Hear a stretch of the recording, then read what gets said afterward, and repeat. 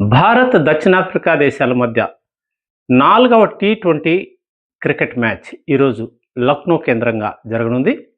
ఇప్పటికే 5 టీ20ల సిరీస్లో భాగంగా 3 మ్యాచ్లు జరగగా 2 భారత జట్టు, 1 దక్షిణాఫ్రికా జట్టు గెలుచుకున్నాయి. అంటే సిరీస్లో భారత జట్టు 2-1 ఆధిక్యంలో కొనసాగుతోంది.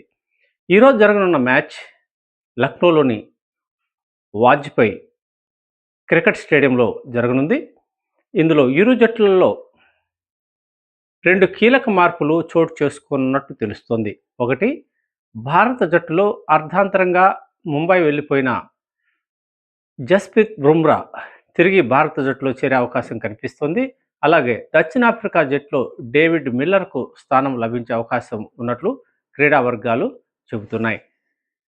ఈ మ్యాచ్ గెలిచడం ద్వారా భారత జట్టు సిరీస్ని గెలుచుకోవడానికి సిద్ధంగా ఉంది. అలాగే ఈ మ్యాచ్ని గెలిచడం ద్వారా భారత జట్టుకు చెక్ పెట్టి సిరీస్ని సమం చేయాలని దక్షిణాఫ్రికా జట్టు కూడా ఊవిల్లూరుతోంది. ఒకసారి తుది జట్టు వివరాలను మనం పరిశీలిస్తే, భారత జట్టులో సూర్యకుమార్ యాదవ్ కెప్టెన్, అభిషేక్, శుభమన్ గిల్, తిలక్ వర్మ, జితేష్ శర్మ, హార్దిక్ పాండ్యా, శివం దూబే, హర్షిత్ రాణా, హర్షదీప్ సింగ్, కులదీప్, వరుణ్ చక్రవర్తి ఖచ్చితంగా ఆడే అవకాశాలు కనిపిస్తున్నాయి. అలాగే దక్షిణాఫ్రికా జట్టులో Markram captain, de Kock, Hendricks, Brevis, Miller, Ferreira, Jansen, Bosch, George Linde లేదా కేశవ్ మహారాజ్, ఇంగిడి, బార్ట్మన్ ఈ జట్టు ఆడే అవకాశం కనిపిస్తుంది. ముఖ్యమైన విషయం ఏమిటంటే, భారత జట్టులో ఈసారి కూడా సంజు శాంసన్ బెంచ్కే పరిమితమయ్యే అవకాశాలు కనిపిస్తున్నాయి.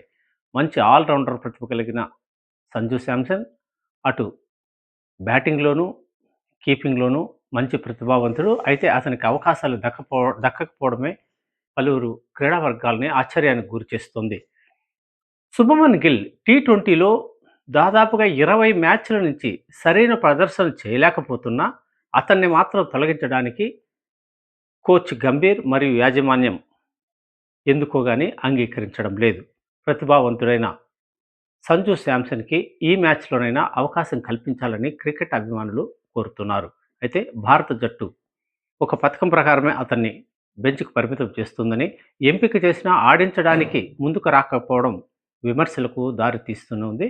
ఈ పొరపాటును సరిదిద్దేందుకు భారత క్రికెట్ యాజమాన్యం తక్షణమే చర్యలు తీసుకోవాలని క్రీడాభిమానులు కోరుతున్నారు. ఈ 4వ వన్డేలో భారత జట్టు గెలవాలని భారత క్రీడాభిమానులు ఎదురు చూస్తున్నారు.